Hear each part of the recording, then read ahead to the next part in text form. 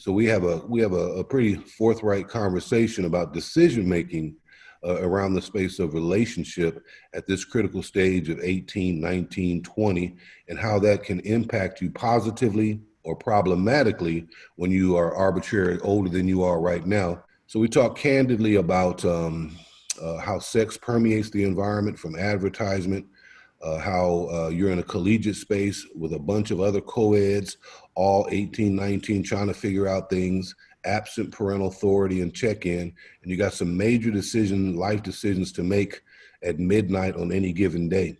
We talk candidly about the impact of porn, which is so readily accessible now than it was in any other previous generation, what that does to your psyche, what that does to your sexual development and exposure, and perhaps most importantly, what does that do to your impression of women? And we talk about the objectification, and we talk about that level of exposure at this particular age can come back to haunt you. We also talk about, from a sense of managing fame, how social media has accelerated the question of sexual intimacy like no other time period. With technology, the first question can be literally, would you like to have sex? What does that do to a young mind? You couple that with porn, and then you couple that with relationship habits or possibly the absence of relationship, where one goes from hello to the sheets, right?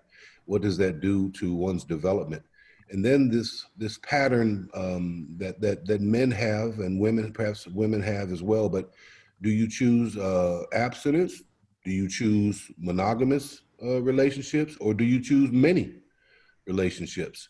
And we know that within pro culture and collegiate culture and young culture in general, multiple sexual partners is something people are choosing to do, right?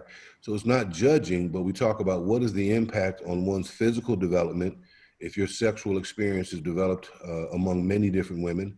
And then also, what does it do to your psychological and emotional development if your understanding of relationship is built with multiple partners? So the dynamic of having multiple partners physically is that you develop a range, your sexual range, in multiple people, yet you enter into a monogamous marriage, and you're not training for your future. You're creating a space of frustration, because how you play as a single man is how you prepare to be a married man. And there are countless men who are frustrated as they are older managing lives, but it's not because of their mate or partner. A lot of that is how do they enter into it. The other piece is not just physical sexual expectation, but also emotional intimacy and the capacity for it. You develop emotional intimacy when you sit still with one person, a partner, and you work through things. You talk about it, you disclose, you listen, you feel pain, you have empathy, you see the other person holistically. But if you're coming of age and dating multiple people, you're not going to sit and invest in one person, because as soon as that becomes cumbersome or irritating, you'll simply just move on. And so we talk about the development of beautiful young men at this critical stage and how it impacts their future. And so I invite them to just kind of take a look at decision making, and then we talk about grown man realities of fatherhood and economics and husbandhood and what those look like, and how do you train for it. And we talk about some of the contradictions that are being put upon them.